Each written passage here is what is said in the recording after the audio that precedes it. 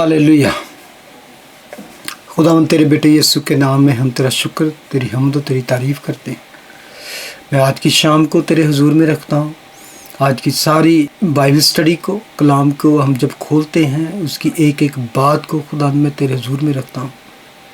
तेरे पाक रूह का मसा मांग लेते हैं, तेरे पाक रूह का यहाँ पे पूरा कंट्रोल मांग लेते हैं, तेरी पाक हिकमत को मांग लेते हैं खुदावंद, जिसके वसीले से हम तेरे कलाम को समझ सकें। खुदावंद तू हमारे साथ होना और इस सारी शाम को तू बरकत देना।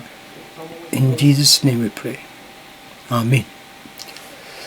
बुक ऑफ नंबर्स, तो आज हम उसका 20वां बाब देखेंगे। तो जब हम चैप्टर 20 तक पहुंचते हैं तो almost they are end of their journey. तकरीबन 40 साल जो बियाबान में उनकी जर्नी थी वो एंड पे आगे हैं और उन्होंने अब वादा के मुल्क में, प्रॉमिस लैंड में दाखिल होना है। चैप्टर 20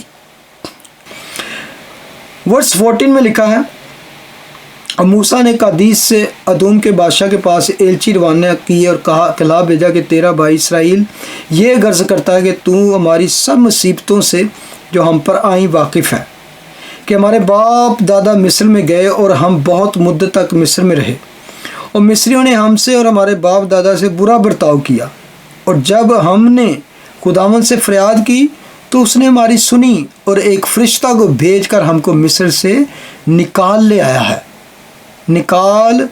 आया है और अब हम कादीस शहर में हैं जो तेरी सरहद के आखिर में वाक़या है। सो हमको अपने मुल्क में होकर जाने की इजाज़त दे। हम खेतों और ताकस्तानों में से होकर नहीं गुजरेंगे और ना कुओं का पानी पिएंगे। हम शाहरा पर चलकर जाएंगे और दाहिने या बाएं हाथ नहीं मुड़ेंगे जब तक तेरी सरहद से बाहर निकल ना जाए। पर शाह अदूम ने कहला भेजा कि तू मेरे मुल्क से होकर नहीं जाने नहीं पाएगा, वरना मैं तलवार लेकर तेरा मुकाबला करूँगा। अब अगर आप गौर से पहली आयत में पढ़ें तो लिखा है कि मूसा ने अदूम के बादशाह के पास एलची रवाने का और कला भेजा कि तेरा भाई इसराइल ये अर्ज करता है। ये कौन सा भाई था आपको याद है? अदूमी कौन थे? अदूमी ईसाऊ की नस्ल में से थे, पता है? अदूम, उसको अदूम भी कहते हैं। ये अदूम की नस्ल में से लोग थे जो याकूब का भाई था, और इसराइल का इसका नाम है याकूब का। जैसे इसराइल का नाम और याकूब का नाम इसराइल पड़ा, उसी तरह जो ईसाऊ था उसकी नस्ल को भी अदूमी कहा गया। और ये वो आपको वाक़या याद हो जब रिबका के ये दोनों बेटे पैदा होने वाले थे, ईसाऊ और याकूब, तो उससे पहले खुदा ने उनको क्या कह दिया था कि ये दो कौमें तेरे वतन में हैं, बाहर निकलते ही क्या हो गए, एक दूसरे के दुश्मन हो जाएंगे। तो ये वो है। और बड़ा उन्होंने यहाँ पर यानी कि अच्छे से मतलब कि ना अपने एलची भेजे हैं। भाई क्या वजह क्या थी कि जिस प्रॉमिस लैंड में उन्हें दाखिल होना था वो उनके बार्डर से, उनके मुल्क से होकर जाना ईजी था उनके लिए, जाना वो नज़दीक था, वरना उनसे पूरा चक्कर ले जाके जाना पड़ता था। बड़ा लंबा रास्ता था और वो बड़ा डिफ़िकल्ट रास्ता था।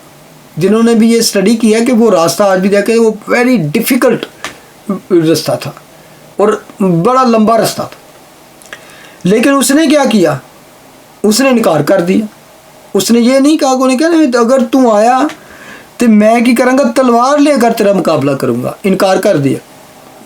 हालांकि उसने कहा कि हम ना लड़ने आ रहे हैं, ना तेरी चीज़ कोई, ना तेरी को देखांगे, बल्कि असी बारों बार जिमें कहना ना बंदा मेन सड़क तो होके जावांगे, अंदर नहीं घुसांगे, खेते पाकिस्तान चो नहीं गुजरांगे कि तू कवे भी है एडा वड्डा अंबो, एडा वड्डा क्राउड आ रहा जत्थे, ये तो सारा कुछ चट कर जाएंगे।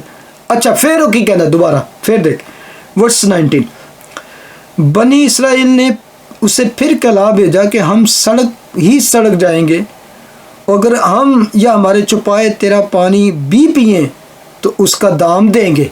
وہ کہتے کہ اگر سان ضرورت پی گئی جب پانی پی بھی لیا تو تینوں بھائی پیسے دے دیں گے تینوں، اور ہم کو اور کچھ نہیں چاہیے سوا اس کے کہ ہم کو پاؤں پاؤں چل کر نکل جانے دے۔ انہیں پھر بڑی ریکویسٹ کی تھی کہ یار جان دے تیری مہربانی، جے کچھ نقصان ہو جائے گا، جے کھا پی لیں گے تینوں پیسے دے دیں۔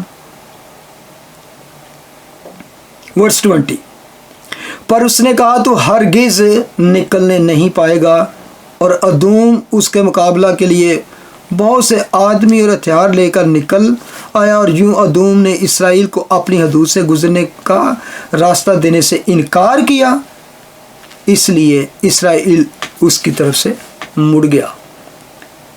انہوں نے پھر بھی کچھ نہیں، انہوں نے فائٹ نہیں کی، انہوں نے رفڑ نہیں ڈالا، حالانکہ اس وقت ان کے پاس بے شمار قوت تھی، جنگی آدمی ان کے پاس تھے، لیکن ایک بار ہمیشہ یاد رکھیں، خدا کی قوم کے ساتھ بھی کوئی برا کرتا ہے نا، تو ابراہیم کو خدا نے کہہ دیا تھا کہ جو تجھے برکت دے گا میں اس کو برکت دوں گا، جو تجھ پر لعنت کرے گا میں اس پر لعنت کروں گا۔ یہ بات اسرائیل تو بھول کے ٹر پہ، انہوں نے کہا کوئی نہیں، لیکن خدا نہ بھولا، خدا نے نہیں بھولے۔ اب بدایا اگر اس کی چھوٹی سی ایک بک ہے نبیوں میں سے، پورا جا کے پڑھے، وہ ادوم دے خلاف ہی ہے۔ خدا نے کہا چھڈاں گا نہیں تینوں میں۔ ادوم کی سزا کے بارے میں وہاں بڑی ڈیٹیل کے ساتھ لکھا ہوا ہے کہ خدا نے یہ نہیں کہا کہ تو صرف انہوں رستہ نہیں دیتا، بلکہ جدوں تیرے بھرا تے مصیبت آئی سی نا، لیٹ ایک دو ورس پڑھ لیا۔ اب بدایا بڑی سے تو پورا چیپٹر ہی ہے وہ، لیکن ادوم کی سزا ورس 10 سو، اس قتل کے باعث اور اس ظلم کے سبب سے جو تو نے اپنے بھائی یعقوب پر کیا، تو خجالت سے ملبس اور ہمیشہ کے لیے نیست ہوگا، جس روز تو اس کے مخالفوں کے ساتھ کھڑا تھا۔ یعنی کہ صرف یہ نہیں کہا، بلکہ ان کے مخالف جو ہوتے ان کے ساتھ اس نے کھڑا ہوا، جس روز اجنبی اس کے لشکر کو اسیر کر کے لے گئے اور بیگانوں نے اس کے پھاٹکوں سے داخل ہو کر یروشلم پر کوڑا ڈالا، تو بھی ان کے ساتھ تھا۔ تجھے لازم نہ تھا کہ تو اس روز اپنے بھائی کی جلا وطن کو کھڑے دیکھتا رہتا، اور بنی یہودا کی ہلاکت کے روز شادمن ہوتا، اور مصیبت کے روز لافظ نہیں کرتا۔ تجھے مناسب نہ تھا کہ تو میرے لوگوں کی مصیبت کے روز ان کے پھاٹکوں میں گھستا، اور ان کی مصیبت کے روز ان کی بدحالی کو کھڑا دیکھتا رہتا، اور ان کے لشکر پر ہاتھ بڑھاتا۔ یعنی کہ یہ ساری اس نے ان کے خلاف باتیں کی تھیں۔ تجھے لازم نہ تھا کہ گھاٹی میں کھڑا ہو کر اس کے فراریوں کو قتل کرتا، اور اس دکھ کے دن میں اس کے باقی ماندہ لوگوں کو حوالہ کرتا۔ آگے لے گا کہ خداوند عدالت کرے گا، جیسا تو نے کیا ہے ویسا ہی تجھ سے کیا جائے گا۔ یعنی کہ خدا نے اس کو بھولا نہیں، اس نے کہا کہ تیرا بھرا کڈے اچھے طریقے نہ تیرے کو آیا، تو تینے کیا یار ننگن دے، تیری کسی چیز نقصان نہیں پہنچاواں گے، تیرا کچھ کھا لیں گے تجھے لے لیں گے تو تینوں ادا کر دیں گے، لیکن تو دشمنوں نے لڑ کے رل کے بلکہ تو وہ مقابلے تے آیا، جدوں انہوں نے لٹ دے سن، جدوں انہوں نے اسیر کر کے تو کھڑا دیکھ کے لافظنی کا مذاق اڑاتا تھا، ہنستا تھا۔ تو خدا اصل میں یہی ہمیں سکھانا چاہ رہا ہے کہ ہمیں اپنے بھائیوں کو مصیبت میں دیکھ کر ان کی مدد کرنی چاہیے، نہ کہ ہم دور دیکھ کر ان کی مصیبت پر ہنستے رہیں۔ ہاللیلویا۔ اب اگر آپ دیکھیں اس چیپٹر کا آغاز ہوتا ہے ڈیتھ سے، اور اس کا اینڈ بھی ہوگا ڈیتھ سے ہی۔ اور پہلے مہینے میں بنی اسرائیل کی ساری جماعت دشت سین میں آ گئی، اور وہ لوگ قادیس میں رہنے لگے، اور مریم نے وہاں وفات پائی اور وہیں دفن ہوئی۔ مریم مری، اس کے بعد اینڈ دیکھیں گے، اینڈ کس کی موت سے ہوگا؟ ہارون کی، اور اسی سال میں موسیٰ کی بھی ڈیتھ ہو جاتی ہے۔ یہ تینوں بہن بھائی اس ملک میں نہیں جا پاتے۔ ہارون کی وفات، वर्ष 22 में लिखा, बनी इसराइल की सारी जमात का हदीस से रवाना होकर कोहे हूर पहुंची। खुदावन ने कोहे हूर पर अदूम की जो अदूम की सरहद से मिला हुआ था, मूसा और हारून से कहा, हारून अपने लोगों में जा मिलेगा, क्योंकि वो उस मुल्क में जो मैंने बनी इसराइल को दिया है जाने नहीं पाएगा, इसलिए कि मरीबा के चश्मा पर तुमने मेरे कलाम के ख़िलाफ़ अमल किया। अभी ये भी एक और बात ऐड हो गई है कि खुदा ने कहा कि तुमने मेरे कलाम के ख़िलाफ़ अमल किया, मेरा यकीन नहीं किया, मेरी तकदीस नहीं की और मेरे कलाम पर के ख़िलाफ़ किया कि मैं कैसी है करना है, तो तुसी उल्ट कीता है। खुदा के कलाम की भी अब हम उसके ख़िलाफ़ जाएँ तो उसकी भी सज़ा। मरियम की उम्र 127 ईयर्स की थी जब उसकी वफ़ात हुई, और ये अपने तीनों बहन भाई में से बड़ी थी, मरियम, उसके बाद हारून और उसके बाद मूसा। तो यहाँ पर एक्चुअली एक और चीज़ हमें पता चलता है कि पहली नस्ल जो थी जिनको खुदा ने ये सज़ा दी थी कि वो क्या करेंगे, इसी बियाबान में मर जाएंगे, वो प्रॉमिस लैंड में नहीं जा सकेंगे क्योंकि उन्होंने खुदा के हुक्म की नाफरमानी की। सो तू हारून और उसके बेटे अलीअज़र को अपने साथ लेकर कोहे हूर के ऊपर आ जा। हारून के लिबास को उतार कर उसके बेटे अलीअज़र को पहना देना, क्योंकि हारून वहीं वफ़ात पाकर अपने लोगों में जा मिलेगा।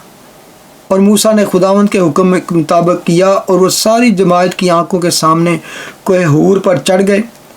और मूसा ने हारून के लिबास को उतार कर उसके बेटे अलीअज़र को पहना दिया, और हारून ने वहीं पहाड़ की चोटी पर रहलत की। और तब मूसा और अलीअज़र पहाड़ पर से उतर आए, और जब जमात ने देखा कि हारून ने वफ़ात पाई तो इसराइल के घराने के लोग हारून पर 30 दिन मातम करते रहे।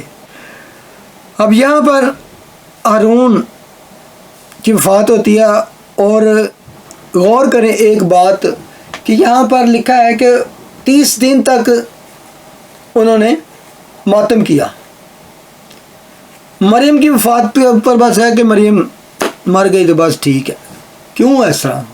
मैं सोच रहा था क्यों ये जब मरा तो 30 दिन तक मातम करते रहे, और इवन जब मूसा की वफ़ात हुई तो मूसा की वफ़ात पर भी 30 दिन तक मातम किया। जब ये मिस्र से निकले, मिस्रियों का दस्तूर था 70 दिन तक किसी के मुर्दे की मरे तो अफसोस करना है, लेकिन यहूदी तब से ही ये यहाँ से वो 30 दिन मातम करते हैं जब भी उनका अजीज़ कोई मर जाता है। और सिर्फ ये बात इसलिए इसमें डिफरेंट था कि एक आम शख्सियत नहीं थी। हारून वेरी फर्स्ट हाई प्रीस्ट था जो खुदा और कौम के दरमियान था। वो खुदा के सामने उनके लिए जाकर फरियाद करता। हाई प्रीस्ट का, सरदार काहिन का मतलब ये था कि खुदा और इंसान के दरमियानी।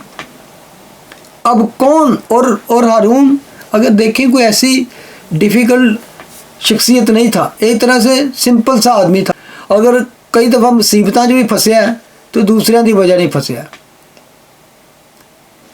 पहले जो मूसा उत्ते गया तो लोग ये दिवाले हो गए कि सानू कोई देवता बना के दे। उन्हें क्या डर गया, उन्हें क्या भाई लियाओ सोना सुना तो इकट्ठा करो तेन बना देने। उन्हें चक्कर चो ही फस गया। जो मरियम अपने भरा के खिलाफ होई उहदे नाल खड़ा, ये भी खड़ा हो गया तो यह भी फस गया उत्थे। यहाँ पर अगर गौर करें तो मूसा ही लीडर है, उसने ही चटानी मारा है, उसने ही लफाज बोले। ये बेचारा नाल खलोते खलोते फस गया, कहने तुम जाना नहीं तो ये इत्थे ही मरोगे दो में। यानी कि हर दफ़ा वो दूसरों की वजह से फंस गया। इवन इस पोजीशन में उसको लाने वाला भी मूसा था। याद है जब पहली दफ़ा जलती झाड़ी में मूसा को खुदा ने बुलाया तो उन्हें कहा मैं नहीं गल कर सकता, मैं नहीं हो सकता, मैं नहीं हो, मैंने किसी और को बुला ला। तो मूसा उन्हें कहा हारून आ रही उन्होंने। लेकिन इसके बावजूद खुदा ने इस बंदे को ये शर्फ बख्शा, ये इज़्ज़त बख्शी कि तब से लेकर पीछे कहानत का भी रौला पड़ता रहा ना, कौन लीडर होगा, कौन कहानत का खुदा ने एक बार फैसला करता जो उन्हें कहा कि अपनी अपनी लाठियां लैके आओ, जिदी लाठी जी है और बदाम तो फुल निकलणगे, ओदी नस्ल हमेशा तक ओदी नस्ल चो काहिन होणगे, दूसरा कोई नहीं हो सकता। बस उस तो बाद अज तक भी जिहड़ा कहा यहूदियां च ये कदी इख्तलाफ या वो होया ही नहीं कि जिहड़े हारून दी नस्ल चो टैंपल दी खैमा इज्तिमा की खिदमत करेंगे, तो बाद जिन्हें काम होंगे लावी करेंगे। आखिर हम इसको इस तरह करते हैं कि एक वर्ड मैंने यहाँ पढ़ा है कि हारून वहीं वफात पाकर अपने लोगों से जा मिलेगा। वाह, अगर मैं आपसे पूछूं ये क्या मतलब कि अपने लोगों से जा मिलेगा, ये क्या है? ये कौन से लोग हैं, किन लोगों में? तो यहाँ से एक बड़ी ही हमें तसल्ली की बात मिलती है कि अगर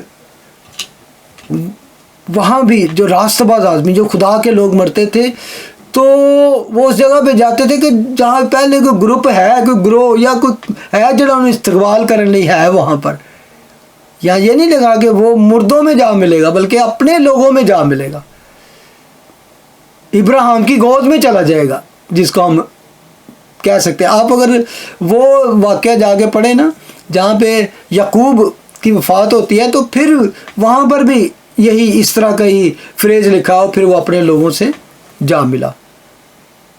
और इब्रानी के ख़त में आके हम पढ़ते हैं कि हमें एक ऐसा बादल घेरे हुए है, ईमानदारों का एक ऐसा बादल घेरे हुए है जो वहाँ पर हो। इसका मतलब है कि देर आर वहाँ पर मौजूद है ऐसा ग्रुप। ये उस वक़्त की बात कर रहा हूँ जब तक मसीह यीशु इस दुनिया में ना आए, तब से तो हमें अब हमें तो ये सोचने की बात ही नहीं, लेकिन उस वक़्त भी एक ऐसी जगह थी जहाँ पर लोग रास्तबाज लोग मर कर वफात पाकर वहाँ जाते थे।